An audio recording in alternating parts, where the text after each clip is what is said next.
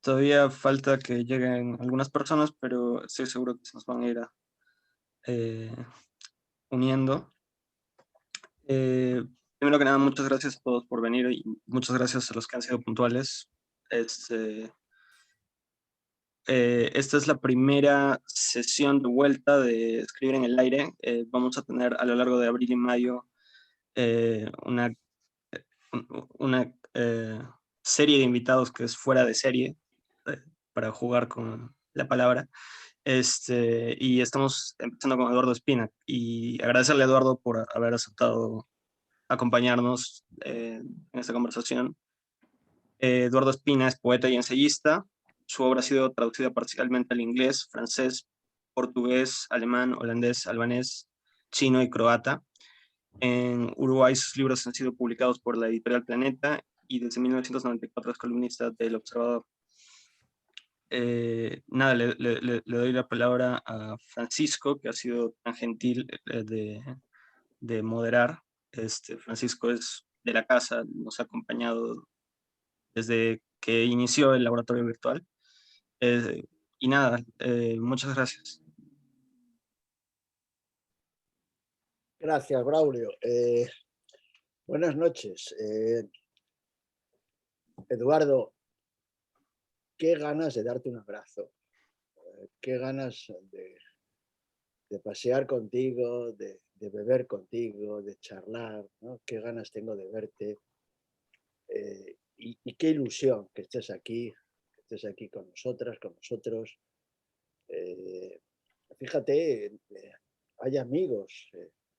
Ahí tienes a Mauricio. No sé si has visto que tienes ahí a Jacobo, a nuestro Jacobo. No sé si, si le estás viendo, Eduardo. Sí, pero no quiero interrumpir. Estoy esperando porque me dijo Ángel Cerviño, que iba a entrar. Le acabo de... Él siempre tiene problemas con las conexiones, no sé qué hace, ¿no? Porque me dijo, estaré seguro, ¿no? Y luego, bueno, pues a las señoras, a los señores de laboratorio, hoy está con nosotros, y no es una hipérbole, es mi amigo, ¿no? Y eso que quede así de antemano, pero he de decir que es uno de los grandes. Hoy tienen aquí a ustedes a uno de los grandes. Y es una palabra que yo cada vez empleo menos porque hay pocos. Eh, Eduardo Espina es uno de los mejores poetas, no en lengua española, en cualquier lengua. Y es un enorme orgullo tenerlo aquí, tenerlo y ahora hablaremos con él y charlaremos con él. Eduardo, bienvenido, muchas gracias. Acaba de decir Braulio que yo te modere. Eso es imposible. No creo que haya nadie en el mundo que consiga convertir a Eduardo en una persona moderada, ¿no? Y esta es la gracia, ¿no? Eduardo Espina es un radical, que lo siga siendo, que jamás deje de serlo, y su poesía, su excelencia, procede precisamente de esta radicalidad, de esta especie de compromiso constante, desde su primer libro al último libro. Y Eduardo, para romper el hielo, ¿por qué es necesario ser exigente cuando hablamos de poesía? ¿Por qué es necesario no ser dócil, tenue, chato? ¿Por qué es necesaria la gente como tú? Es una pregunta. No lo sé. Bueno, yo al menos me lo creo, por eso sigo vivo, ¿no? Es decir, uno tiene que inventar todos los días razones para seguir insatisfecho, ¿no? En todos los niveles, ¿no? Por ejemplo, esta semana me decía un estudiante méxico-americano, tercera generación acá, que habla muy bien, me dice, si no hubiera sido por usted no hubiera terminado la universidad. Y yo le digo, fíjate que tres años atrás había pensado abandonar todo esto porque pensé que a nadie le interesaba la poesía. Entonces, ese tipo de reinvención constante, de radicalidades, me gusta esa palabra, ¿no? Es decir, de ir contra el grano, llaman en inglés ir contra la corriente, es lo que siempre me ha motivado, viniendo de un país como Uruguay, donde había dos opciones, o ser parte de una mafia literaria, o bien caer en el absoluto anonimato. Y entre las dos cosas preferí el anonimato, ¿no? Por lo menos no me molesta a nadie, ¿no? Entonces, yo creo que el mundo tal como lo entendemos es muy propenso a la facilidad. De la nada aparece alguien que tiene 2 millones de seguidores y le llaman influencer, ¿no? O sea, la complacencia, el perder el sentido del rigor es recompensado hoy en día. Y tanto se ve a nivel de los medios, de los deportes o de la poesía, ¿no? Es decir, basta entrar en determinados lugares que tienen cientos de seguidores y ver la poesía que se produce, que no entiendo si es poesía o no, ¿no? Hace unos años había un comercial en la televisión aquí que aparecía John Gielgud de los vinos Robert Mondavi, que es una compañía de California muy grande. Entonces él era un mozo, un camarero y estaba sirviendo vino y de pronto se acerca al artista y ve un cuadro espantoso. El cuadro y el pintor dice, ustedes no lo van a creer, acabo de vender este cuadro en $5 millones y me llevó 1 minuto pintarlo. El John Gielgud se daba vuelta y decía, lo creo. Era una basura completa el cuadro, pero lo había vendido. Y esto es lo que, o sea, a mí me sorprende la caída del criterio que hay, la falta de rigor. Pero incluso uno lo ve con escritores que recomiendan, no dice, pero ¿serán amigos? ¿Será que la complacencia es mutua? Es decir, él me elogia y yo tengo 20 o 30 seguidores. No quiero mencionar nombres, pero lo veo en países que han caído en el rigor, como Chile y Argentina, ¿no? Uruguay siempre fue, me parece, un país mucho más narrativo que poético, ¿no? Los poetas han vivido en el margen en Uruguay. En cambio, uno va a una editorial y le publican una novela, y eso siempre no fue imposible, fue bastante fácil. Esta caída del criterio me obliga, cuando uno menos lo pensaba, después de los 60 años, a mantener la guardia y a creer en la radicalidad de que hay una sintaxis que no tiene que complacer al lector para que diga, sí, entendí, comprendo, ¿no? Fíjate que hoy en Facebook he visto un anuncio que ha puesto un editor español, que Mauricio y yo conocemos, donde decía, en su comentario, decía que en un festival de poesía ahora en Extremadura, el que iba a dar el que iba a hacer la apertura de ese festival era una persona que tú conoces bien, que es Marwan, nuestro querido Marwan. Claro, Fenómeno de masas.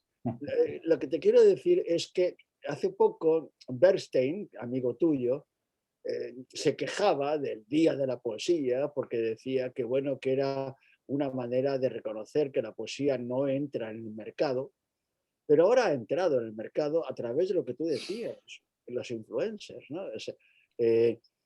Chicos y chicas que llenan teatros.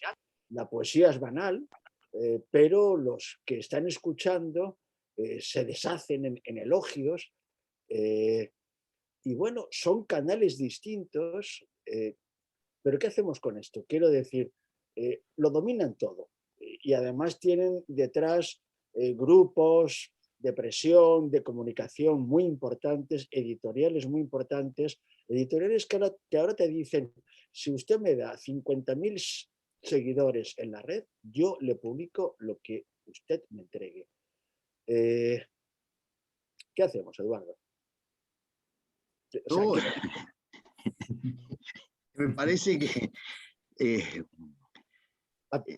le has preguntado a un cirujano cómo mejorar el equipo, ¿no? Para ganar en el segundo tiempo.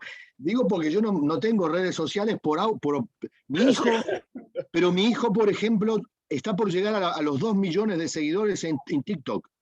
Y me dijo, te pongo los poemas ahí. No, para nada. No, yo quiero seguir manteniendo los 20 lectores de hoy, de este momento, ¿no? Porque es lo mismo, es decir, volvemos a lo mismo. ¿Cuál es el sentido del número? De tener tanto, en TikTok lo puedo entender porque, bueno, puede ser por razones políticas, pero la poesía es un acto de la inteligencia, es un acto de la mente, por lo tanto no tiene que ser tan coparticipativa. Es más, alguien me mandó un verso y me dice, yo quiero promocionar su poesía, mándeme algún libro. Y yo nunca le respondí. Después me dice un estudiante, no, esta persona tiene como 3 millones de seguidores en TikTok. Pero no, yo creo que son mundos paralelos. Es decir, estoy escribiendo, incluso el próximo libro que estoy haciendo, ensayos, tiene que ver, que es algo que me pasó en la China. Fui a dar un seminario en la China hace 2 años atrás, 3 años atrás, cerca de donde empezó el coronavirus, y les había sorprendido mucho que yo todavía leía el diario en papel, ¿no? Pero sin embargo me encontré con que dentro del circuito de lectores de esos que eran estudiantes universitarios, eran excelentes, pero ninguno había leído un libro, todo era en internet lo que leían, ¿no? Entonces esto es, sobre todo respecto a la poesía, ¿qué es lo que leemos? ¿Cómo leemos cuando leemos poesía? ¿A qué poesía? ¿No? Elvira Sastre, por ejemplo. Es decir, no necesitamos ver eso en un verso, no necesitamos ver eso en una estrofa. Lo vemos quizás en un comercial de Mastercard, un enunciado más poético que eso. Quizás quizás la poesía ha entrado en otro territorio, en el territorio donde la dificultad ni la complacencia se excluyen mutuamente, ¿no? Es decir, digo esto porque al mismo tiempo hay un interés grande por la poesía. Yo la clase que enseño tengo 24 estudiantes ahora, y los poetas que enseño desde Julio Herrera hasta los neobarrocos, y les encanta. Lo que tiene de bueno es que estoy en una universidad tecnológica. Tengo ahora un estudiante de física que me dijo, no enseñe más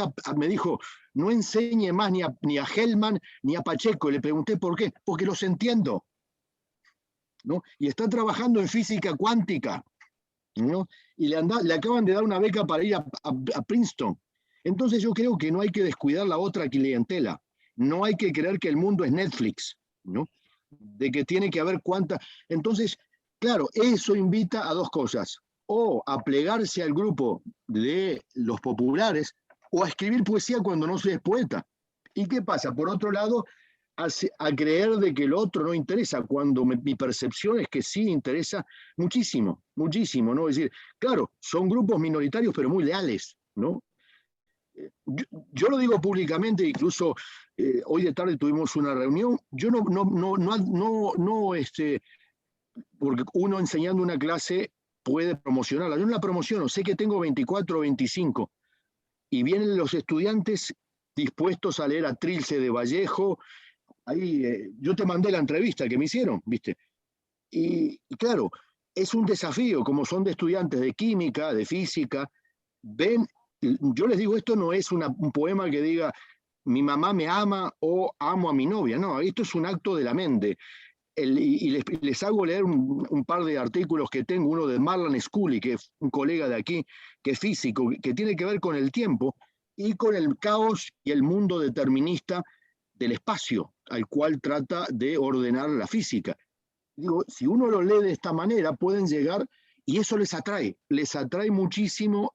Un dato importante, que es llevar la mente a otro nivel, que es un tema de nuestra época, ¿no? Es decir, alguien me decía el otro día, dice, me interesa muchísimo de esta clase porque son poetas que me parecen que están haciendo videojuegos. Y yo le digo, esto me parece muy interesante, ¿no? Que me digas esto. Le digo, ¿por qué? Porque en el videojuego hay un algoritmo, y me dio una explicación viniendo de la ciencia física, que yo me quedé a mitad de camino. Pero me pareció genial porque me dice, hay un algoritmo que conduce a lo bello, que es el orden del universo. ¿No será este el plan de Dios? Fíjate, el plan de Dios. Bueno, puede ser, le digo. Puede ser porque, claro, ahí interviene la lógica del azar al construir un verso, una frase, un Es decir, los que escriben poesía o leen poesía lo entienden bien, ¿no? O sea, creo que no hay que generalizar, ¿no? Que esto siempre ha habido momentos de gran popularidad. Benedetti, no sé, yo recuerdo Idea Vilariño, que Idea Vilariño, los poemas de amor llegaron a vender 1 millón de ejemplares, porque apareció en una telenovela que se vio que leían poemas de ella, ¿no? O sea que siempre esta tentación de creer de que lo que decía el otro día en un diario español, La Vanguardia, esta moda de la poesía, bueno, yo no sé si sería poesía lo que están leyendo, pero no hace mal tampoco, ¿te das cuenta? No hace mal. Pero, por ejemplo, Eduardo, yo ayer estaba buscando y al final lo encontré. Encontré una cita de Chapman, George Chapman, de 1585, y la voy a leer, abro comillas: la poesía, a diferencia de la oratoria, no debería aspirar a la claridad.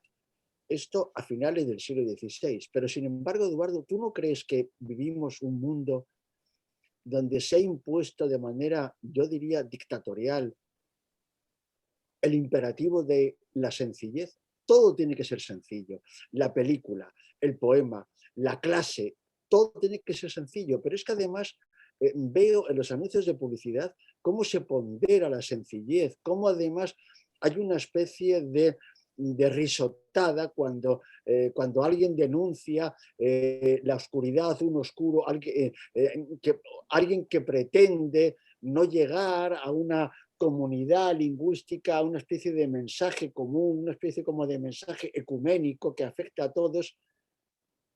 Eduardo, la claridad ha triunfado. Bueno, este es el tema de la época que se ve a partir de lo básico y más elemental, que es la educación en los 3 niveles, ¿no?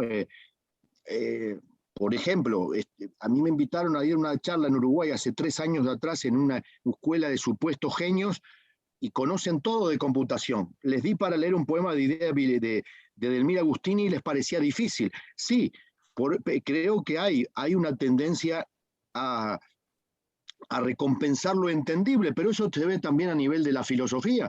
Yo lo comentaba el año pasado con Coser, cuando comenzó esto, que había leído un libro de Zizek, que me pareció una idiotez total, que es lo interpretable, todo tiene que ser explicable, porque fracasó, para que vean eso, que no me equivoqué, el capitalismo está más fuerte, dijo, este es el fin del capitalismo. La compañía moderna acaba de ganar más que nunca con la vacuna. Ha fracasado todos esos pronósticos vieron, apareció un virus de la China, digo, que fue detectado en la China, no quiero sonar acá como Donald Trump, diciendo que, pero bueno, pues de ahí fue detectado. El punto igual es que las compañías farmacéuticas chinas están ganando billones. O sea, al fin, lo más cauto hubiera sido callarse la boca, porque no era el fin del capitalismo. Eso salió en marzo del año que viene. Yo creo que es todo lo interpretable. No es solamente sí, hay una tendencia, pero al mismo tiempo en la música, por ejemplo, hay un regreso a un tipo de composición. No me refiero a la música pop, me refiero, por ejemplo, en música techno, que yo estoy tratando de entender un poco más.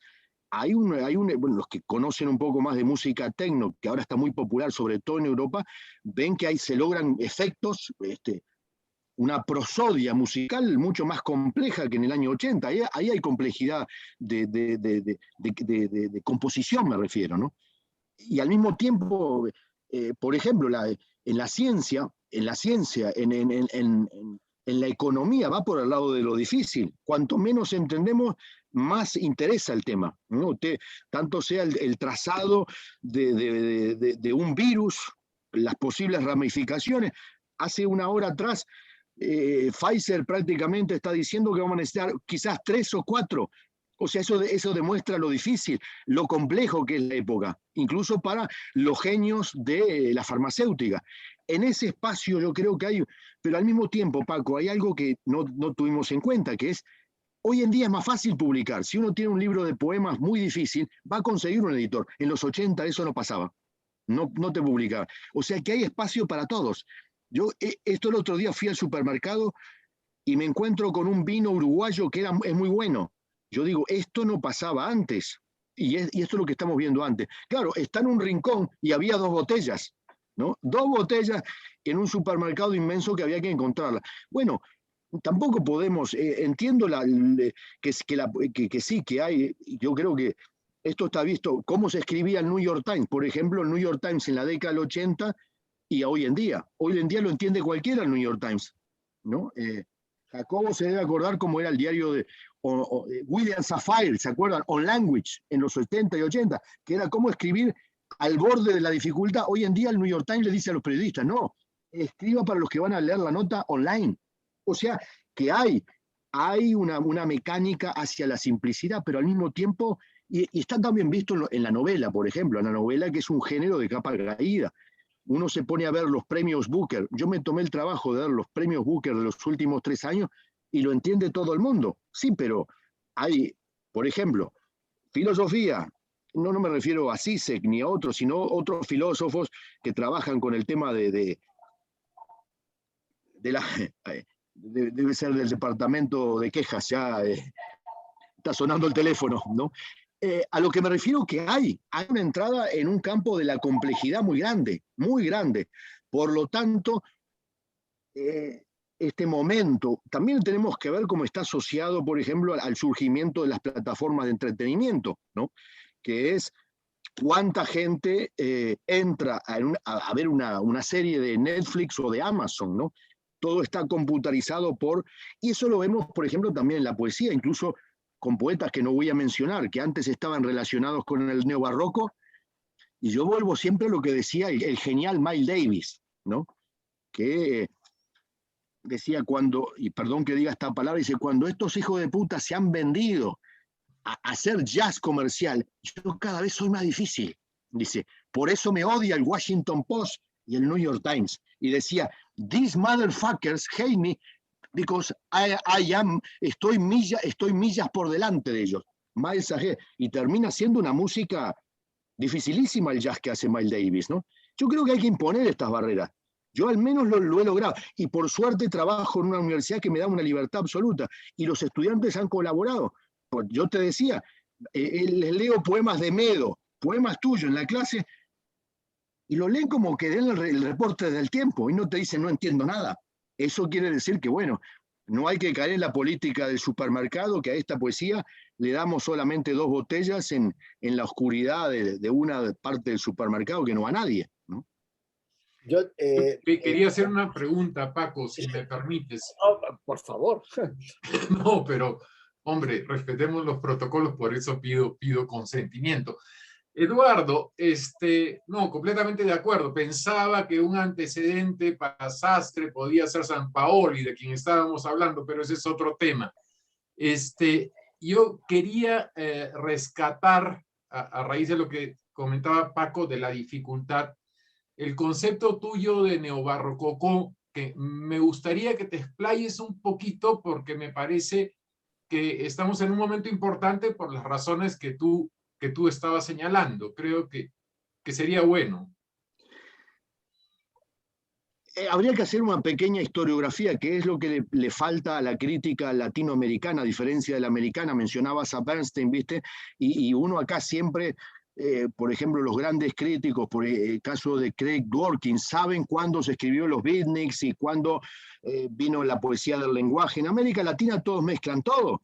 Entonces, claro, hoy en día este es un genio, pero un momento, yo estaba antes, ¿no? Y esto no pasa aquí en Estados Unidos. En América Latina es como, me gusta esto y ya lo mezclo con lo otro. Yo estaba trabajando con el tema del rococó en Uruguay en la década del 80, y cuando me escribe Perlonger, yo no tenía la menor idea de lo que era el barroco. Me escribe una carta por Reinaldo Arenas, y esto es interesante, que yo lo mencionaba, que me escribe y prácticamente me preguntaba si yo estaba con la cuestión gay, y le dije, no, yo estoy con otra cuestión, ¿no?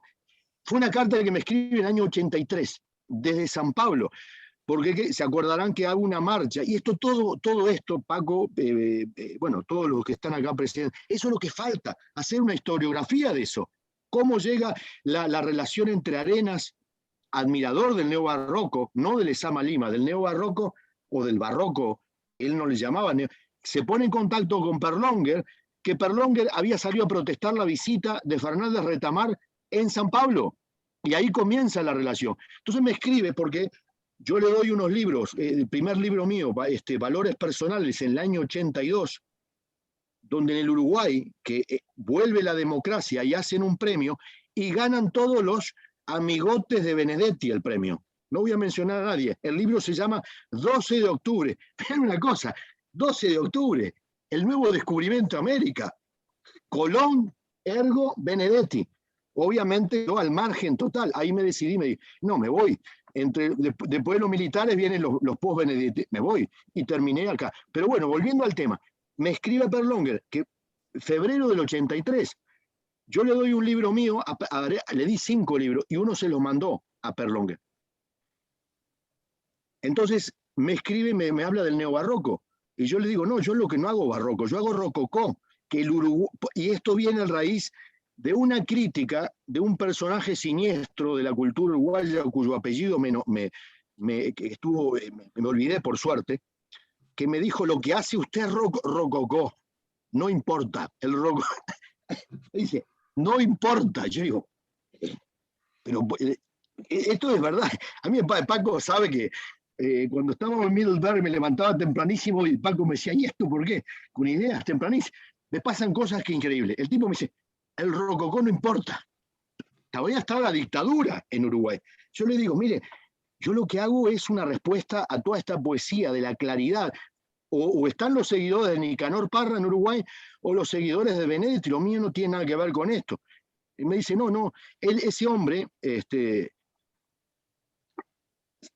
me hace pensar en el tema, y entonces comienzo a trabajar el tema del rococó. Cuando me escribe Perlonger, empiezo, y ahí es que empiezo a elaborar la relación del barroco con el rococó, con la diferencia de que el rococó le da una importancia grande a lo no importante. El barrococó siempre, en el barroco, incluso lo vemos en los grandes barrocos, incluso en Lezama Lima, de que se está haciendo algo importante.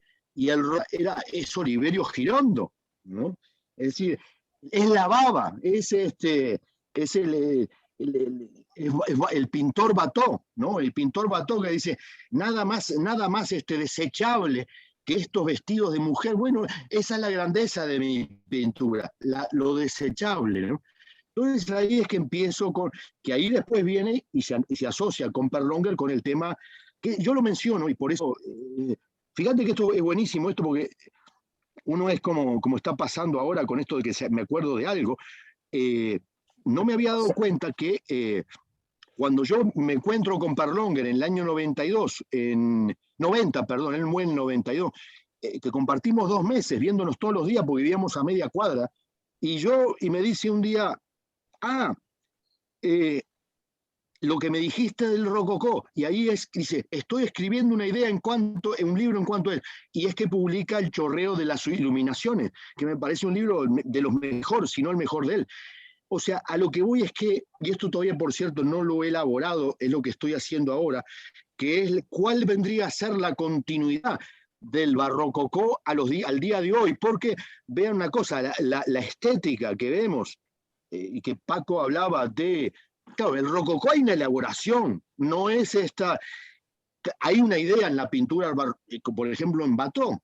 O sea, interesante como al final de su vida la iglesia le dice a Bató, todo lo que ha pintado no tiene nada de trascendencia, dice no hay trascendencia, no estaría lo divino, lo sagrado. Y Bató dice, usted sabe lo que me costó, le dice a un cura, está una biografía, la leí hace 30 años, pero si le interesa me escribe, se los digo cuál es, y dice, pero usted sabe, me he perdido la vida tratando de negar la trascendencia para crear, a partir de esto, de lo desechable, una estética, ¿no? Y eso es un poco lo que he estado haciendo desde 1982, de crear a partir de materiales de desecho del lenguaje, sobre todo una gran construcción, que es a mí me pareció cuando veo los edificios de Gehry, el Guggenheim, por ejemplo, de Bilbao, esta idea de lo perfecto a partir de lo que parece imperfecto, ¿no? Pero que hay también una actitud estética en esto, que quizás el referente podría ser Herrera, siguiendo con Oliverio Girón, digamos, las afinidades estéticas con las cuales siento una cercanía, no en cuanto a la escritura, pero sí una cercanía en cuanto a la estética con la cual uno se quiere emparentar, ¿no?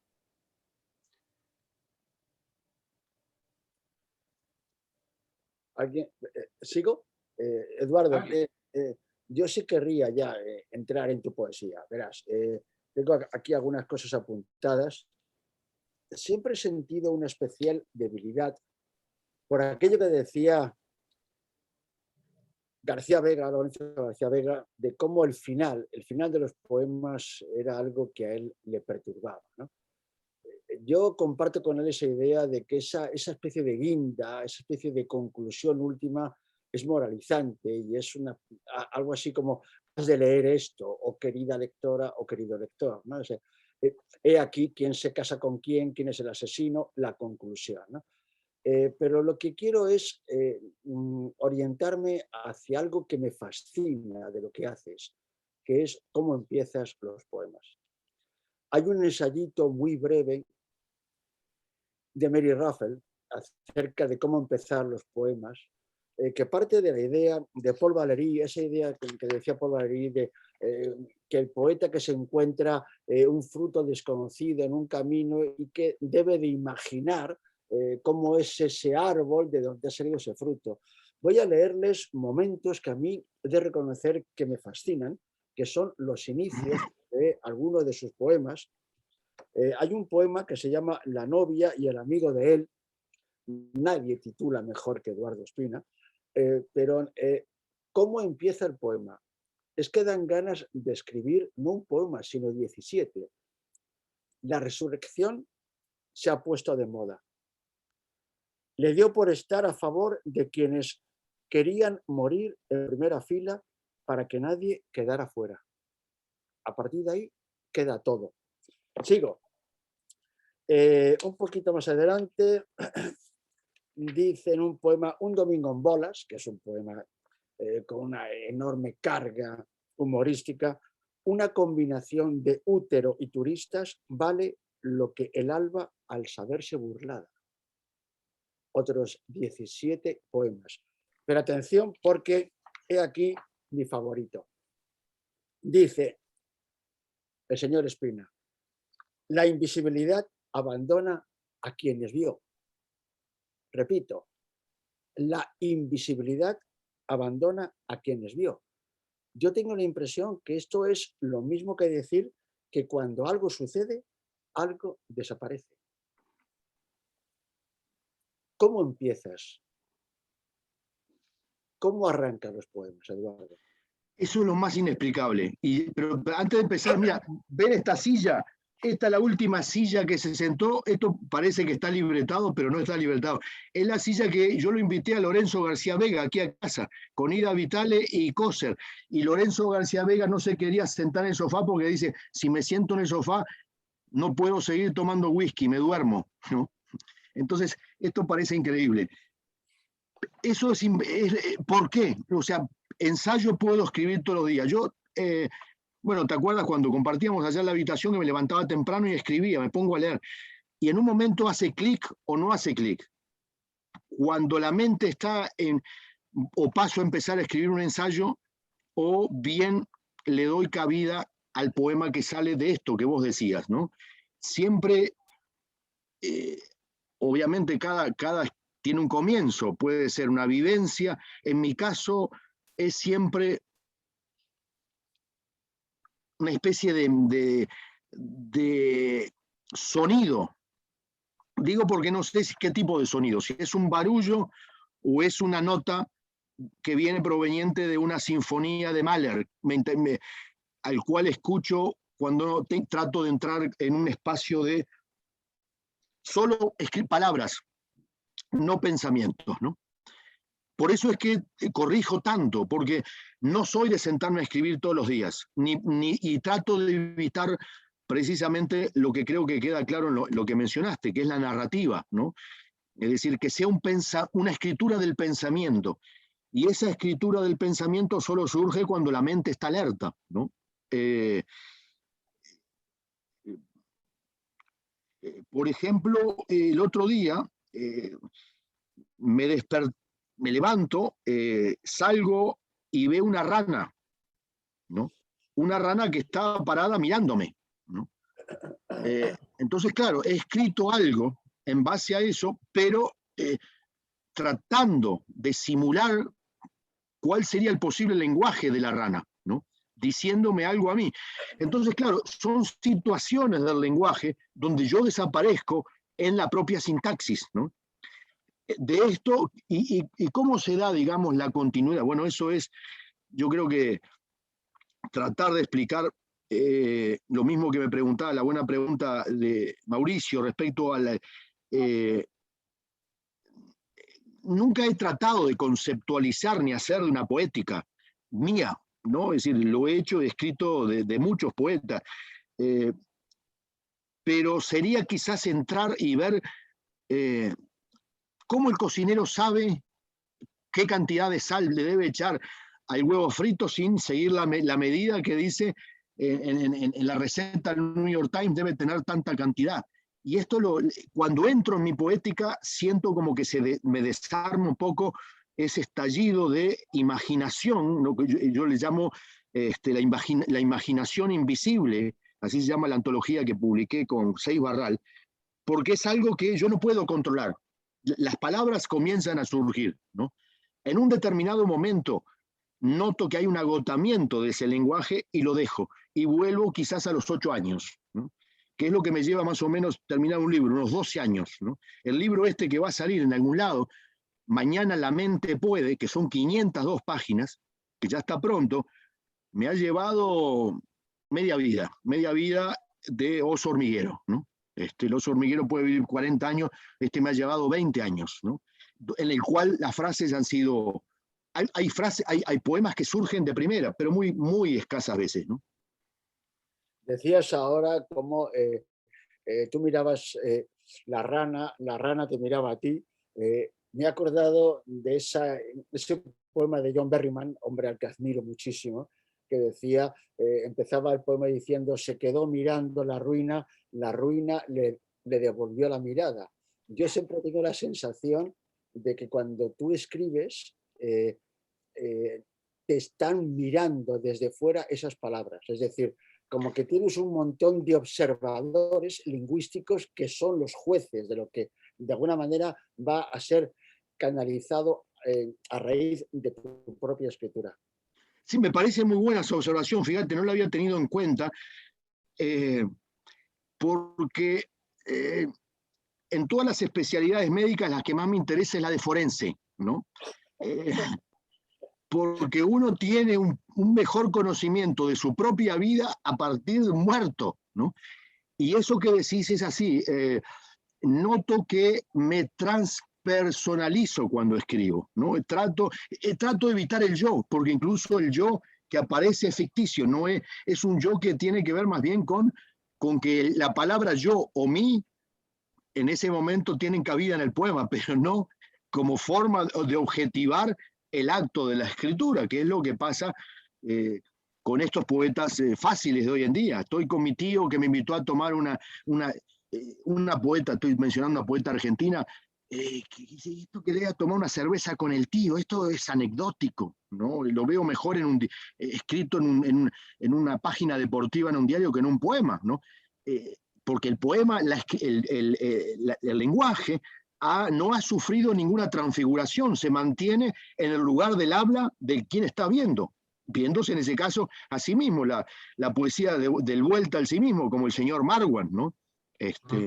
Yo pongo la anécdota que estamos, ¿te acuerdas, Paco? Un sábado lluvioso en Madrid y casi nos da un infarto. En la casa del libro vinieron 2 jóvenes y compraron 2 libros de Marwan, ¿no? Y yo le pregunté a una de las muchachas que estaba con su madre, ¿te acuerdas? Con la madre, le digo, ¿pero qué le ve a este poeta? Y dice, es como él habla de su vida. Hablar de su vida, a mí qué me importa la vida de Marwan, ¿no? Es decir, para eso me interesa más la vida de John Donne, ¿no? Que habla de otras cosas, ¿no? Esto yo creo que es lo difícil de escribir poesía, ¿no? Que un ensayo no, es decir, yo cuando escribo ahora la pandemia me puedo sentir el observador que tiene algo para decir, pero en la poesía uno está vaciado completamente, está uno y el lenguaje, ¿no? Voy a Yo intentar... quería, Sí, perdón, Mauricio. sí, Paco, no, quería seguir un poco la estructura que tenemos siempre, que después nos gana a nosotros dos el entusiasmo, y quería abrir, como quien dice, abrir el micro, abrir las preguntas que me imagino que tendrán y hay, y nos rodean, y tal vez nuestro entusiasmo impide que se desarrollen. Entonces, chicos, no sé si tienen algo que preguntarle al buen Eduardo.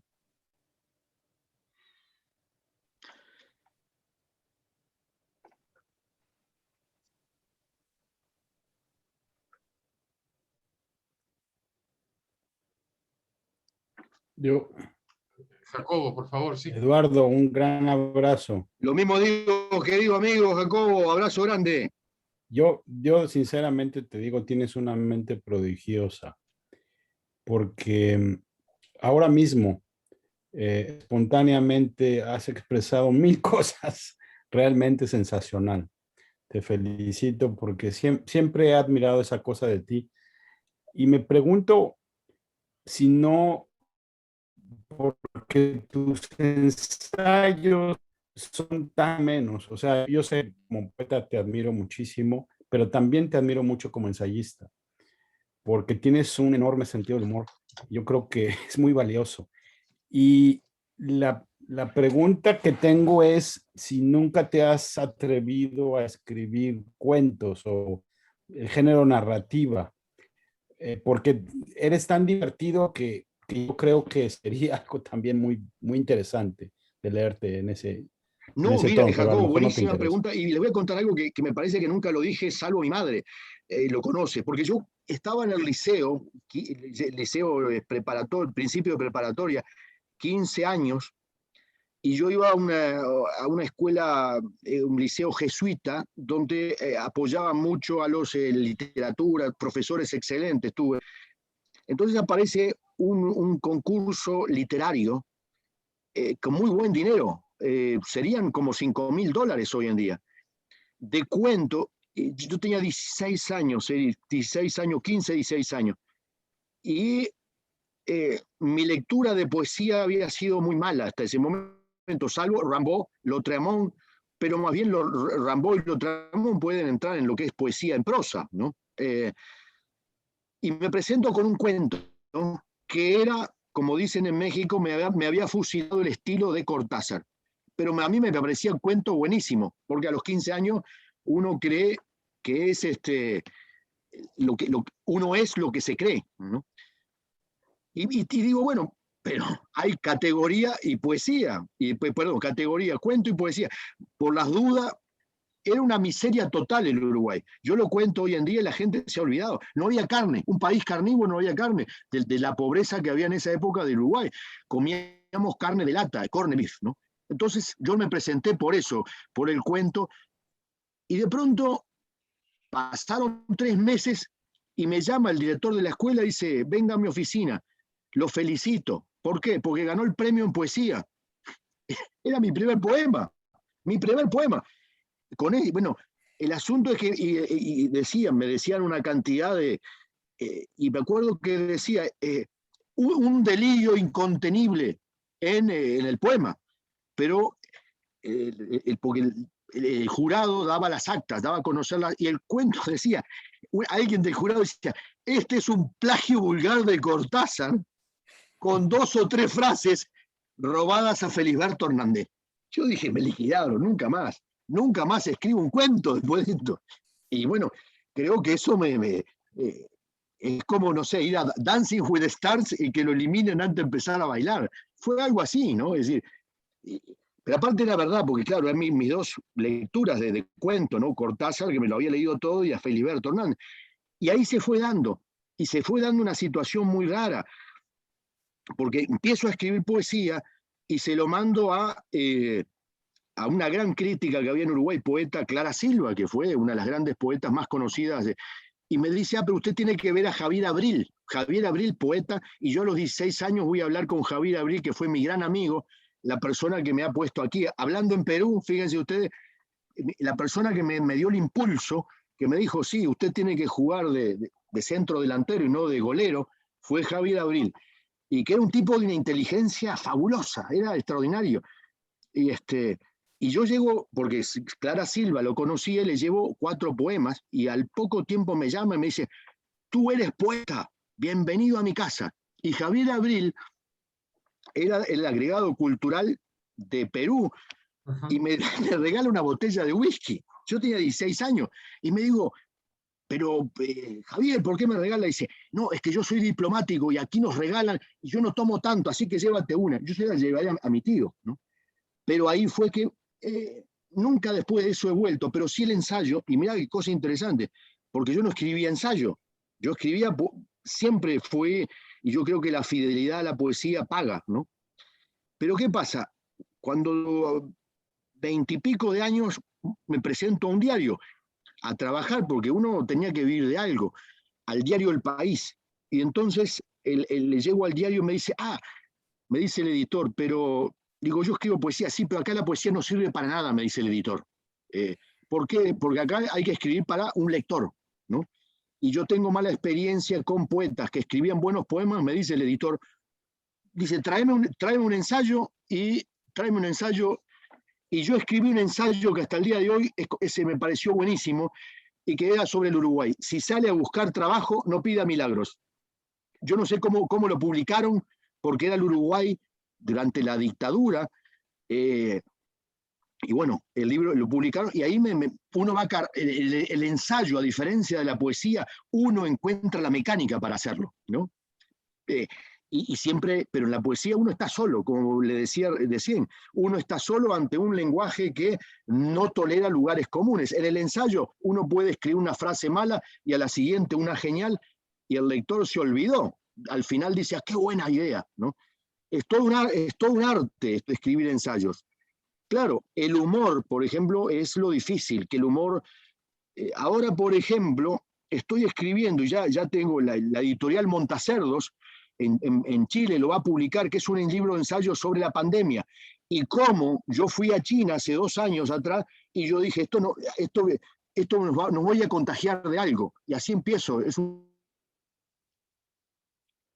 libro de ensayo con mucho humor, de que se acaba el capitalismo, o sea, que no se acaba nada, ¿no? Entonces estoy escribiendo un libro de ensayos a partir del humor, y de cómo en China casi me tengo que comer una tortuga cruda, porque era el plato de ese lugar, y es claro, lo ven como una falta de respeto, y la pobre animalito flotando ahí por un sushi vivo, ¿no?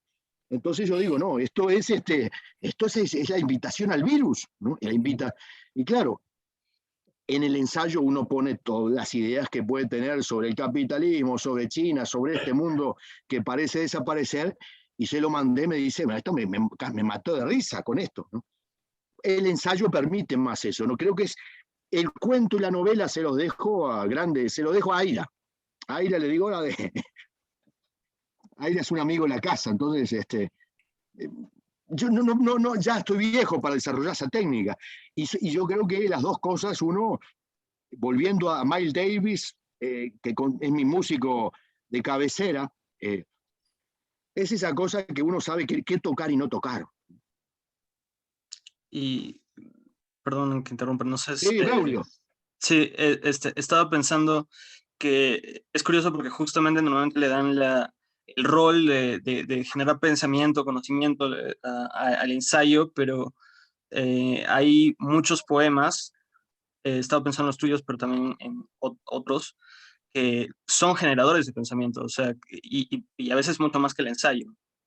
Creo que por ahí iría mi comentario. Buenísimo comentario, realmente muy bueno, Braulio. Sí, eso es lo difícil precisamente de enseñar poesía, ¿no? Porque claro, en la poesía, por ejemplo, no sé, pienso en Soliloquio del individuo de Parra, que posiblemente o no posiblemente es su mejor poema. Claro, uno lo enseña a los estudiantes y dice, hay una anécdota, pero enseña un poema de Medo o de Laina, y él dice, me estoy perdiendo. No te estás perdiendo, esto es un rave, esto no es salsa, donde se baila siguiendo determinados pasos, esto es poesía, donde uno baila y bailando te pueden dar un codazo y te rompen una costilla, ¿no? Es decir, cómo salir del relato para entrar en un espacio de explicación sin lo interpretable, ¿entendés? Que eso es lo difícil de enseñar poesía. Nadie quiere enseñar. Tengo un colega acá que es muy buen profesor, me dijo, no puedo enseñar más poesía porque los estudiantes dicen, no entiendo, necesitan algo de qué agarrarse, ¿no? En el ensayo eso lo tenés. La idea está presentada de una manera más explícita, ¿no? Es decir, yo lo que trato en este libro, por ejemplo, que es una continuación de este ensayo que voy a empezar a escribir, que se llama Las Mil y Vanilli Noches, ¿no? Que es la continuación de la condición Mil y Vanilli, que tiene que ver con, pero la pandemia era algo que estaba todo el mundo invitando, entonces vamos a la fiesta, desde una perspectiva no dramática, ¿no? Claro, entonces ahí tenés, la pandemia, sí, está bueno, pero en un poema las ideas tienen que, requieren, me parece, una cuota de inteligencia mayor del lector, ¿no?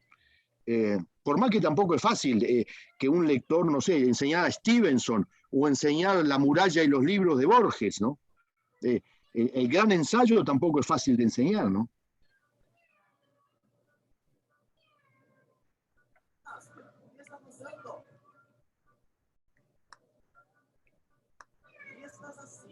Hola. Sí, Rodrigo, te escucho. Buenas. No, muchísimas gracias por todas las reflexiones que verdaderamente me iluminan mucho, muchas ideas muy, muy profundas, así que te lo agradezco. De No, verdad, gracias a vos.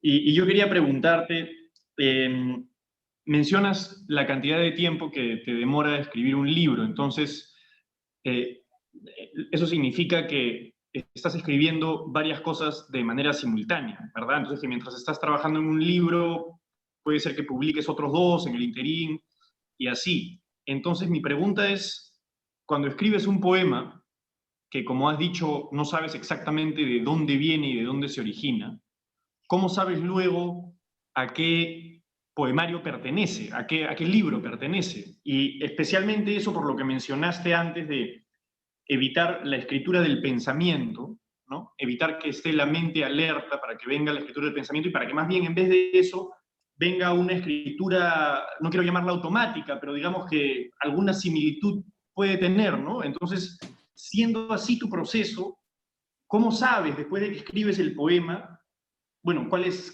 su hogar, digamos, ¿no? Sí, genial pregunta. Mirá, te digo por qué, porque mi mente funciona por periodos y me podría repetir, digamos, por ejemplo, el cutis patrio, no me gusta hablar de la palabra éxito porque me suena a exit, que parece salida del mundo, ¿no? El otro día por primera vez pude ir a un funeral y ver, y dice exit, pero exit ¿para quién? ¿Para el muerto o para los vivos? Bueno, no tiene nada que ver. Pero el punto cuál es, que siento que en un momento ya no, podría haber repetido, ¿viste? O La Casa Nupcial, que tuvieron muy buena recepción. Trato de seguir investigando, seguir buscando. Lo mío no es el éxito, es buscar algo que me complazca a mí, que me haga entrar en un espacio de reflexión de lo que estoy haciendo. Entonces, yo no escribo poemas, escribo poemas que van a pertenecer a un libro. Y sé que cuando se acaba ese libro, ¿no? Mi idea es poder seguir con este libro. Mañana la mente va a terminar un ciclo. Y ahora ha comenzado el segundo ciclo, que es todo lo que ha sido para siempre una sola vez, que son poemas sobre la muerte, el olvido y la memoria. Entonces, ya se agotó ese ciclo, ya lo terminé el año pasado. El libro capaz que sale en 5 años, pero ya estoy en otro. No puede haber una superposición de lenguajes. Al mismo tiempo, he empezado a hacer algo que mi madre me dijo un día. Yo tengo un libro de poemas breves, ¿no? Que la única persona que los leyó esos poemas breves fue David Huerta en México, hace años atrás, y me dijo, guarda estos poemas porque te lo van a robar. Esto es un bestseller. Ese libro tiene como 600 páginas, son poemas de 3 líneas, pero eso lo guardo para el final. Incluso más, va a ser un libro póstumo, para rechazar la idea de éxito. Entonces, porque mi madre me dijo, es que son muy largos tus poemas. Yo llego hasta el verso 10, pobre mi madre. Mi madre no terminó la escuela, pero era una gran lectora. Dios la tenga en la gloria, que se estaba muriendo de cáncer y me decía, continúa escribiendo poesía, aunque no me leía, ¿no? Y entonces, esa idea de la que vos mencionás, si no puede haber suposición. No tampoco me desespero por publicar. ¿No? Lo mío, la escritura, la poesía, ha sido una salvación personal, no el éxito. No de tener, ahora se está dando, ¿no? Te pongo un caso. Saco este libro con Barasek y me lo quería publicar Planeta, en Uruguay para Argentina. Me interesaba Barasek, porque me cayó bien el editor. La literatura para mí es algo serio, no es algo de éxito. Si me quisiera dedicar al éxito, escribo una columna o me dedico a TikTok desnudo. Un viejo de 60 y pico de años de TikTok. Eso. Pero a los poetas les interesa mucho el éxito. Me vieron 900 personas en mi lector y ¿qué? Mañana ni se acuerdan. Mañana van y dicen, ¿cómo se llamaba este que leyó ayer? El que ganó el premio tal. Sí, mira.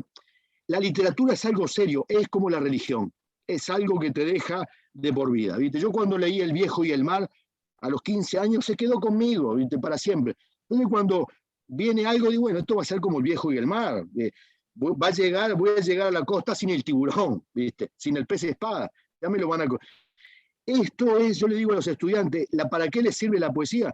Para que cuando llegue el momento de la muerte, digan, bueno, he vivido más o menos bien, ¿no?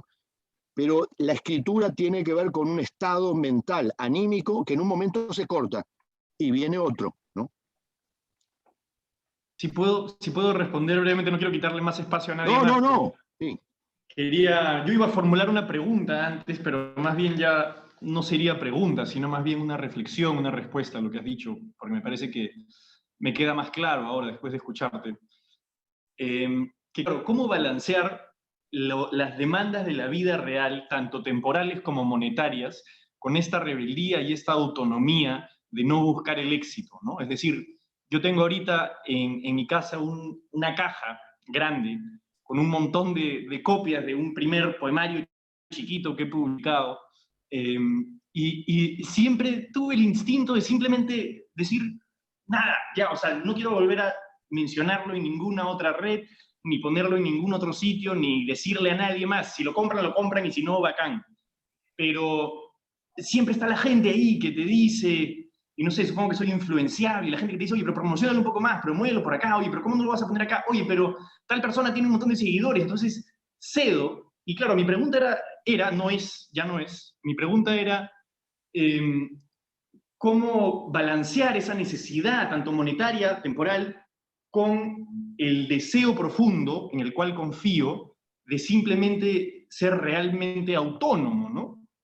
Pero justamente la reflexión a la que llego después de oírte hablar es que, y después de leer tus poemas también, es que simplemente hay que hacerlo, simplemente hay que ser autónomo y al diablo con lo demás, que pase lo que tenga que pasar. Y también como reflexión final en cuanto a lo de tus poemas, efectivamente, creo que me guía la misma reflexión por el mismo camino, porque los leo y siento una invitación a algo que se abre frente a mí, que me invita a explorarlo sin entregarme nada de manera sencilla, sin entregarme nada de manera sencilla, que me invita a explorar algo que, no sé si llamarlo infinito, pero en todo caso de una profundidad insondable, ¿no? Entonces te agradezco por la respuesta ya dada, digamos, a la pregunta que originalmente tenía. Claro, hay una cosa que uno, en Uruguay decíamos, en la época del Uruguay muy pobre, que me tocó conocer a mí, donde el Perú nos eliminaba de la Copa del Mundo, como en el 82, ¿no? Que estamos vacunados contra todos, ¿no? Contra todo. Entonces, claro, hay opciones. El hecho de haberme venido a Texas, en un pueblo que ahora tiene 200.000 habitantes, pero cuando vine no existía. No tuve la tentación de irme a Chile o a Buenos Aires o a México, a capitales donde uno puede hacer carrera literaria. Hay gente que ha vuelto a Uruguay para hacer carrera literaria. O sea, he pagado con el solipsismo y la marginación, pero bien, nunca me he quejado. No me ha interesado estar ahí. Ahora se está dando. Un día llevo a Planeta un libro que lo distribuyeron muy bien, y vendí 5.000 ejemplares, que es Historia Universal del Uruguay. Pero sí, y me dijeron, para hacer un libro, y me dijeron, este libro puedes vender 40, yo tenía, que era sobre un jugador de fútbol campeón del mundo de Uruguay, y con un contrato para Inglaterra, y dije, no me interesa, porque esto me va a llevar 2 años que quiero escribir poemas que van a leer 3 personas, ¿no? Ahora, está la otra que bien decís, me encanta la enseñanza, ¿viste? Me he dado cuenta, hace 3 años me iba a jubilar, pero ahora me di cuenta que voy a morir en un salón de clase, porque siempre hay la posibilidad de sobrevivir haciendo lo que a uno ama, que es enseñar, ¿no? Por lo tanto, las dos cosas se pueden compartir. El poder sobrevivir de la poesía, enseñando o lo que sea, y al mismo tiempo mantener un espacio no de bohemia, sino de rigor y decir, lo que estoy haciendo no responde a los signos de mi tiempo, de complacer a los signos de mi tiempo, ¿no? Que eso me parece que hoy en día es muy tentador con las redes sociales, con la cantidad de editoriales que hay. Hoy es facilísimo caer en eso. Te piden un libro, escribe una novela, haga una entrevista con tal persona de 100 páginas y vende 20.000 ejemplares, ¿no? O sea que vivimos en una época muy fenicia en ese aspecto, ¿no? Todo está guiado al éxito inmediato, ¿no? Quería cerrar, si me permite, Braulio, quería cerrar con un comentario, porque tal vez no sea muy conocido, y sobre todo en el Perú, este aspecto. Estamos hablando de ensayo, estamos hablando evidentemente de poesía y alrededor de la poesía, pero Eduardo, y ya con esto, Braulio, no te quito más tiempo, Eduardo tiene una antología de poesía peruana que se llama Festivas Formas. Aprovecho que hay 2 editores acá, que creo que tendría que darse a conocer. No sé, Eduardo, si nos puedes contar algo de esa experiencia como antólogo, o sea, seleccionando el pensamiento y el generador de pensamientos de otros, o sea, lo que fue esa experiencia para ti, ya que hablaste de Javier Abril. Bueno, en verdad la única experiencia, la practicidad de la antología es poner darle cabida a una cantidad de voces con las cuales uno siente cierta satisfacción. Al mismo tiempo se da por una causa. Esto fue un pedido, ¿no? de la editorial de la Universidad de Antioquia, ¿no? Como también la otra que hice sobre poesía ecuatoriana, ¿no? Hace poco, por ejemplo, me pagaron para hacer me escribió un editor norteamericano para hacer una antología de la poesía hispana, y yo le propuse hacerla también de España, y creo que salió un trabajo excelente. Me pagaron por anticipado, buen dinero, y en el momento que yo la presento me dice, pero acá no hay todos estos poetas son dificilísimos, y algunas traducciones no le va a interesar a los americanos. Traducción no quiero mencionar, pero eran traductores extraordinarios, conocidos. Y me quiso meter, no sé, 3 o 4 mujeres que seguramente, pésimas poetas, y a 3 o 4 otros poetas. Me dijo, no, con esto el libro va a... Y bueno, devolví el dinero. O sea, no es algo que hago por las 2 veces que lo hice fue porque me lo pidieron, y porque creía que podía hacerlo, porque notaba que los poetas que había elegido eran poetas que valía la pena hacer conocer, ¿no? Porque claro, en el caso de la poesía peruana, mucha gente de Perú, de Colombia, que publicó el libro, me dijo, no lo conocía este poeta, ¿no? Eso es lo que nos falta a nosotros, ¿no? Somos 400 millones de personas, pero la circulación sigue siendo horrible, de un libro que no pasa de un país a otro, no se conocen, ¿no? Es la misma historia de siempre, ¿no? Salvo el caso, por ejemplo, aquí está Jacobo, extraordinario trabajo de Medusario, que bueno, rompió todas las pautas conocidas y por haber, que sigue siendo un fenómeno, pero incluso con las antologías, ¿no? Es decir, la antología del Perú creo que se agotó y no la han vuelto a reeditar. También se podría hacer con la del Ecuador, porque en Uruguay lo mismo, digamos, en América Latina no tenemos la política la segunda edición, ¿se dieron cuenta? Dan un éxito que se haya agotado la primera edición y ahí se acabó, ¿no? Pero quería volver a algo no sé, me había quedado pensando, no sé si hay alguna otra pregunta, ¿no? Sí, Caire.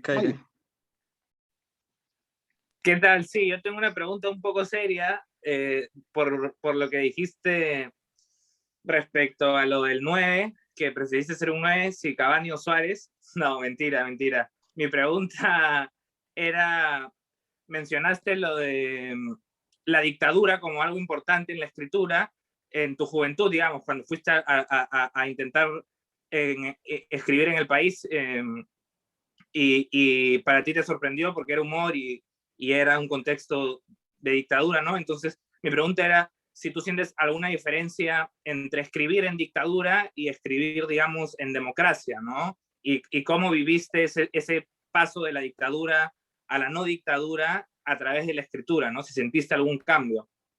Bueno, el Uruguay es un país de muchas dictaduras, las que estaban en el gobierno y las que estaban en la cultura. Es decir, yo no estaba en el grupo de Benedetti ni en el grupo de Benavides, que eran los popes que manejaban a dedo la cultura poética de Uruguay. Pero sí, el Uruguay tiene una gran cosa que se llama Buenos Aires. Ahí se fue Benedetti, Onetti, Feliberto Hernández, que bueno, no se fue a Buenos Aires, se fue a París, pero el gran empujón se lo da Cortázar cuando lo publican en París, lo mismo con Susana Soca. Entonces,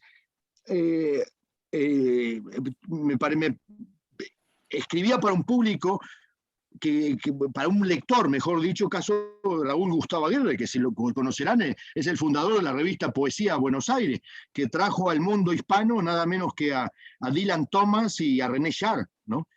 Y él fue mi gran amigo, como Edgar Bailey, ¿no? O sea, grandes poetas argentinos que me dijeron, perdón que lo diga así, usted es un genio, yo tenía 16 años, pero claro, con el alcohol los amigos son generosos, ¿no? Y a eso me dio un impulso enorme. Entonces yo me dije, yo no escribo para la gente de Benedetti, ni para los militares de Uruguay, ni para los que estaban aliados con Benavides.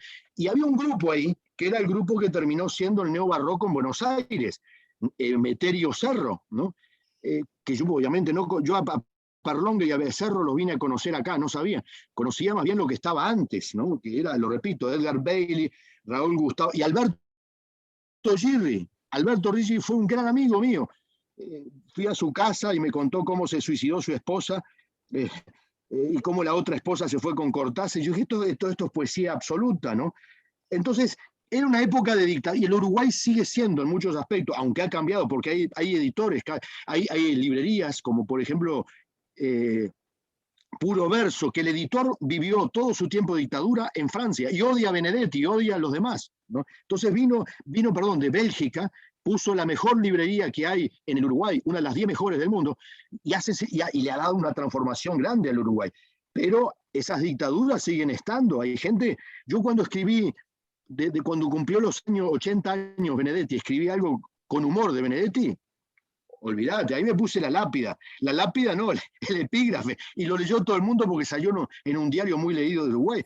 Y Benedetti, me lo encuentro en Planeta. Debo reconocer una cosa, que Benedetti no era mala leche como dice, porque él me podía haber vetado en Planeta. Y yo me lo encuentro, la única vez que lo veo así de frente a Benedetti, en Planeta, está por salir mi libro, y Alberto Díaz, que era el editor Planeta América Latina, fundador del siglo XXI, gran editor argentino, ahora jubilado, me dice, vení y pasá que está Benedetti. Yo dije, murió mi libro en Planeta. Y Benedetti me dice, usted me ha atacado mucho a mí, imagínense.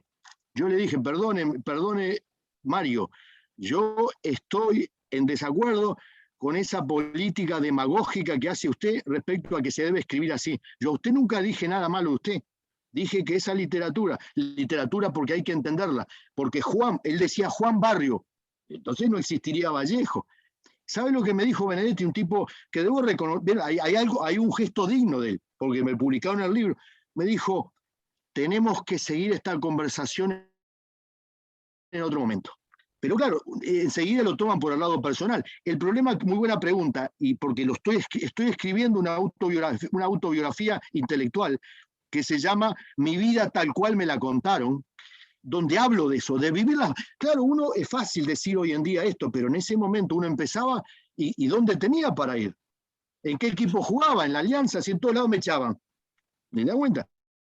Entonces, claro, a mí me sale de irme a Estados Unidos y eso para mí fue en cierto momento, y pasaron 2 años sin que saliera ninguna reseña, hasta que alguien que yo aprecio mucho, que es José Emilio Pacheco, le mandé el libro a Pacheco y él me responde con una carta de una generosidad extraordinaria, y Pacheco y Mutis.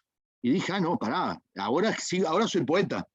Negado el Uruguay, porque me voy del Uruguay, no salió, volví a la democracia, que conste, no salió ni una sola reseña de mi libro, Valores Personales. Y salieron después comentarios de Mutis, de Pacheco. Pacheco en una entrevista, en un comentario que hizo, me menciona, hasta Fernández Retamar en Cuba. Cuando le preguntan de la nueva poesía, me menciona. Pero te das cuenta que en Uruguay, sí, ya después de eso, ¿viste? El Uruguay ha sido para mí como una novia que te ha rechazado 20 veces y las 20 veces en el altar. Entonces vos decís, perdóneme, puedo vivir sin el amor, ¿viste? Entonces mi relación ahora es muy saludable con el Uruguay. Muy saludable. Entonces, claro, cuando uno dice, esto es una mentira, lo de ser uruguayo. Soy uruguayo solo cuando ganamos el fútbol, nada más. Eso lo dice muy bien un filósofo, que es un filósofo italiano, dice, Italia es un desastre, pero cuando juega Italia, forza azzurra, ¿no?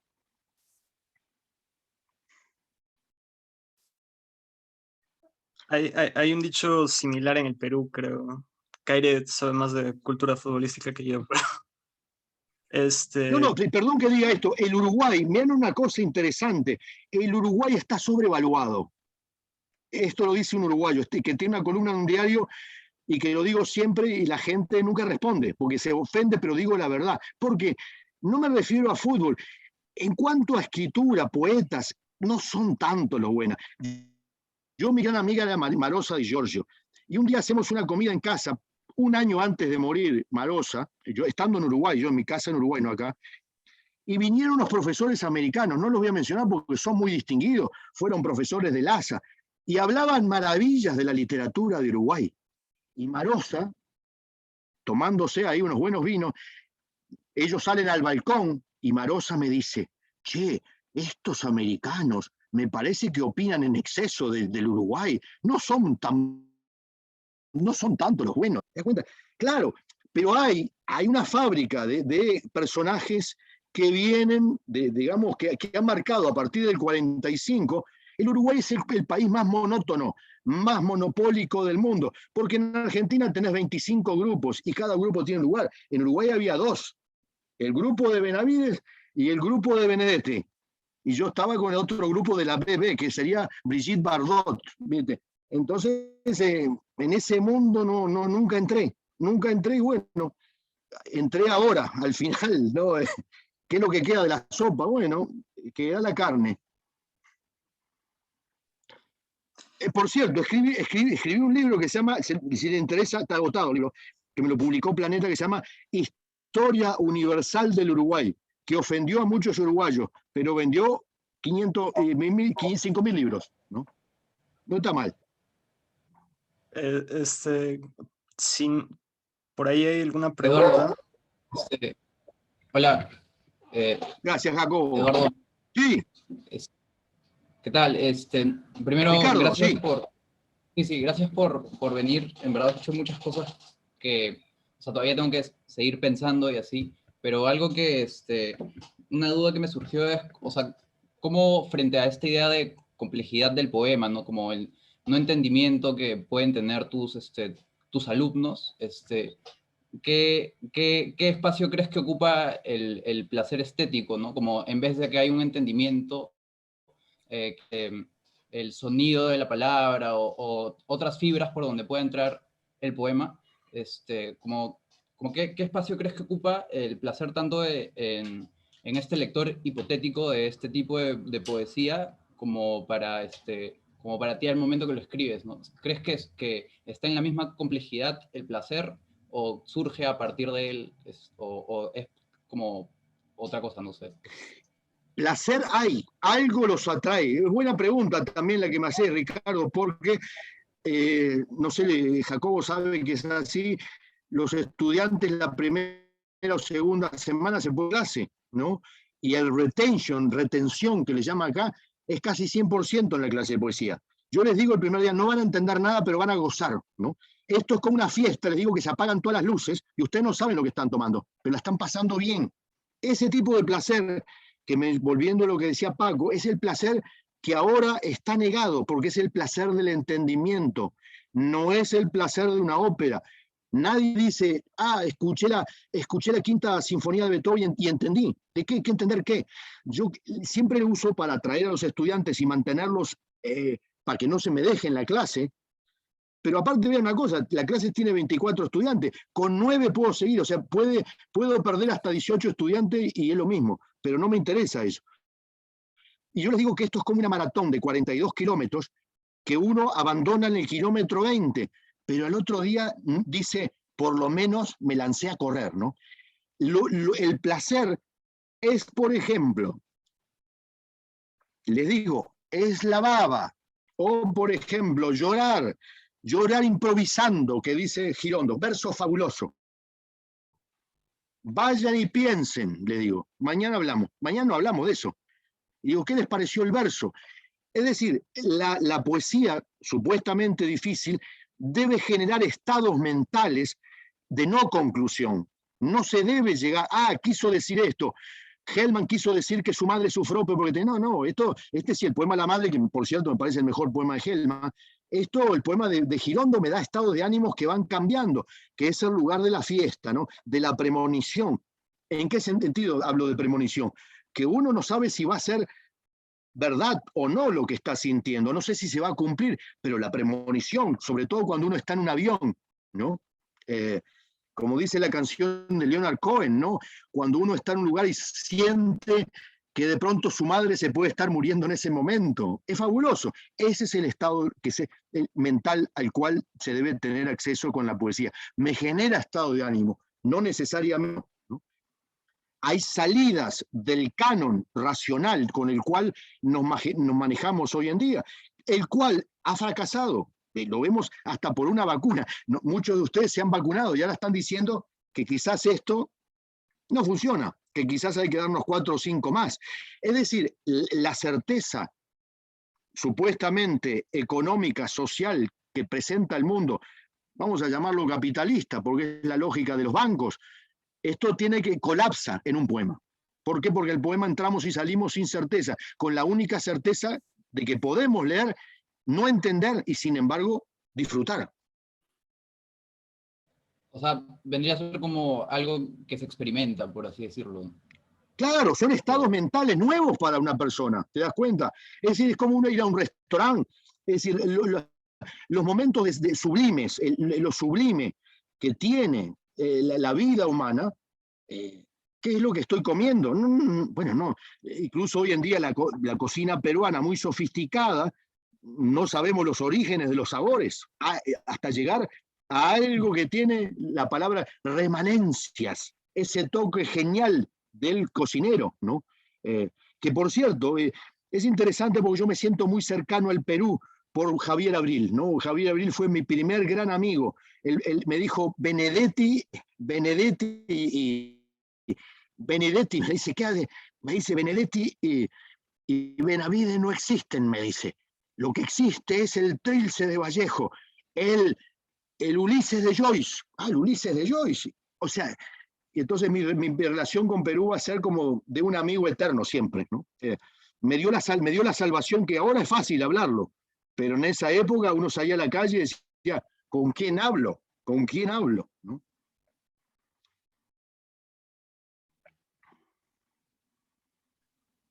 Hablando en serio, ¿cómo se ha ido el tiempo? ¿Cómo, digamos, sí. Fíjense que, por cierto, cómo se ha ido, que han pasado ya 40 años de la dictadura uruguaya y la gente sigue hablando de la dictadura uruguaya, ¿no? En Uruguay, ¿no? Pero los temas de la cultura, de los lastres culturales de Uruguay, recién en 50 años, porque son muchos los involucrados, ¿no? Por eso yo siempre les digo, include me out, a mí me pueden incluir fuera, ya estoy bien. Hablando de cómo pasa el tiempo, si hay alguna pregunta más, sino para ir cerrando. Juan José, gran alegría verte. Quería hacer una pregunta, ¿es posible? Braulio. Adelante, adelante. Sí, me llamó la atención algo que Eduardo dijo sobre el Uruguay, ¿no? Que, por ejemplo, en el Cutis Patrio hay muchísimas palabras que son uruguayas, o sea, que no podrían no ser uruguayas, que tienen una especificidad muy, muy concreta, ¿no? Entonces, me es imposible o sea, ya entrándose, digamos, en el mare magnum del libro, me es imposible prescindir de esa uruguayidad, ¿no? Entonces, cuando uno revisita también los ensayos de Eduardo, ¿no? Creo que está muy presente ese Uruguay, ¿no? Que es un Uruguay fabulado y recreado, pero está muy presente, ¿no? No sé, o sea, quería nada más bien una pregunta, una reflexión en relación a lo que Eduardo comentó hace unos minutos a propósito de Uruguay. Todo eso está en el acervo mental de uno, que comenzó a forjarse cuando tenía 13, 14 años y me levantaba todos los días escuchando una radio de tango que escuchaba mi madre mientras me daba del desayuno antes de ir a la escuela, en una radio Espica, algunos se acordarán de esa marca, donde no entendía nada los tangos, la letra de muchos tangos, y también de canciones folclóricas, ¿no? Entonces, claro, uno va asumiendo todo eso casi una forma de esponja y no se da cuenta en qué momento de la vida lo va a utilizar, ¿no? No sé, en mi casa mi madre nació en el mismo pueblo que Julio Sosa, que es el gran cantante de tango, ¿no? Mademoiselle Yvonne era una pebeta, y crecí con el tono, ¿no? Y siempre me acuerdo lo que dice Wittgenstein cuando recibe, ¿no? el libro de George Trakl, ¿no? Que le regala a su amigo Freke, el señor Freke, y le dice, no entendí nada a Trakl, pero reconozco un tono genial. Y esto es lo que yo conocí en el tango, que había una voz que se ha quedado conmigo, y que es una voz urbana, que tiene algunos tamices, digamos, matices de el canto, sobre todo el litoral, no la frontera con Brasil, sino el litoral con Argentina. Por ejemplo, garzas viajeras, novias leves del azar. Maravilloso.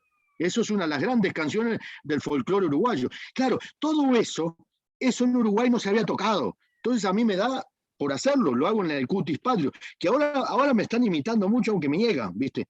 Pero yo digo, a esto me sacaste, me robaron, ¿viste? Me roba mucha gente, ¿eh? Me roban así descaradamente, pero como soy políticamente incorrecto, no me pueden asociar, ¿no? Pero el punto, como bien decís, Juan José, incluso más, eso mi abuela que hablaba muy mal el español porque tenía ascendencia, claro, eso es el pastiche, ¿no? Es ese idioma que ahora me ha encantado quedarme en Texas, que le llaman panocha, la panocha al órgano femenino, el chafalote al órgano masculino. Vos te das cuenta que eso es el Uruguay, que tiene muchas CHs también. Eso entra en lo que diría Wittgenstein, que ese es el tono que uno va asimilando, y ahí está lo que uno tiene para expresar como voz nativa, ¿no? Las palabras son porque estaban ahí. Lo que pasa es que el Uruguay ahora se ha hecho, como muchas partes, un país desmemoriado. Entonces la gente habla muy mal, muy mal. Mi primera relación, yo me hago amigo de Marosa Di Giorgio en 1975, cuando Marosa Di Giorgio era un marginal total. Y íbamos a un mismo café. Y Marosa me hablaba de usted, después cambió. Me dice, usted tiene un vocabulario culto. Se ve que ha leído el diccionario, me dice. Y le digo, no, mire, el diccionario no, así habla mi madre. Ah, mejor todavía. Ahora, claro, ahora está de moda escribir sin adjetivos, sin nada, el lenguaje de CNN, usarlo en la poesía. Ese no es el Uruguay del tango, del folclore típico, de todo lo que fue el Uruguay de Bendionetti, de Julio Reisig, de Delmira Agustini. Esa es la tradición a la cual yo pertenezco y que parte de un vocabulario. Todo termina siendo un vocabulario, ¿no? El vocabulario que uno ocupa y que no puede parecer impostado, sino todo el mundo se da cuenta que este es un chanta, ¿no? Un mentiroso, ¿no? Mira, yo el mejor elogio que me han hecho en mi vida me lo hizo la profesora Muschietti, que la deben conocer, de Muschietti, que tenía el ciclo Lerizo en Buenos Aires. A mí me invitan a leer por recomendación de Perlonger, y había una cantidad enorme de gente, fue una lectura así enorme, y después de que terminé de leer me dijo, leés y escribís como uruguayo, que lo diga un argentino. Yo ya estoy harto que en todos lados me pregunten de qué parte de Argentina, que lo diga un argentino. Eso para mí fue como, lo logré. Después de eso ya no necesitaban ningún reconocimiento, porque Delfina Muschietti, yo creo que como Argentina, como también Fabián Casas, con mis amigos en la Argentina, se dan cuenta que el uruguayo habla diferente, y lo nota el taxista en Buenos Aires, que uno llega y dice, usted es uruguayo, quiere decir que nos van a cobrar más el viaje en taxi, ¿no? Es decir, ese vocabulario uruguayo, que es un vocabulario barroco, yo lo llamo rococó porque es el complemento por la nada en sí. Uno va al campo uruguayo y son elogios, y uno dice, pero ¿de qué viene este elogio? Y después uno dice, no entiendo, me está elogiando porque es decir, es el pastiche y al mismo tiempo el rococó. ¿Para qué está este adorno en este lugar, ¿no?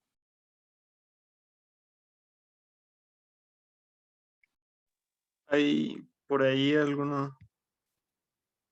Si no, en todo caso, quería agradecerles a todos por habernos acompañado, y especialmente a Eduardo por haber estado sujeto a nuestro interrogatorio. No, gracias a ustedes. La he pasado súper bien, gracias a Paco, a Mauricio, a Braulio, a todos ustedes por las preguntas. Uno es un entusiasta en la vida, ¿no? Entonces, a veces paga el precio por entusiasmo y ser honesto, ¿no? Pero la honestidad nunca ha estado comprometida, y eso es lo que me parece que el día que me muera voy a estar tranquilo, ¿no? Cuando le dije a la gente, sos un buen poeta, era porque se lo decían de honesto, ¿no? Y a los que le dije que era malo, todavía estoy pagando las deudas, lamentablemente, ¿no? Cuando le dije a Juan José, sos buen poeta, muy buen poeta, no me arrepentí, ¿no? Entonces yo creo que esto es lo que vine a hacer. Hoy está un poco cansado porque cansa mucho enseñar clases online. Yo ya tampoco tengo tanto tiempo, pero hoy me sentí muy en contacto, muy en sintonía con ustedes, ¿no? Así que gracias, porque ha sido inyección de vida en estos momentos donde todo cuesta, y sobre todo creer en días mejores, ¿no? Le dejo un abrazo grande y bueno, Mauricio, pásenle mi correo, me escriben y acá les mando lo que sea, ¿no? Qué gusto verte, Eduardo. Te quiero agradecer un poco en nombre de todos, bueno, y a nivel personal también, a Paco, que ha mediado.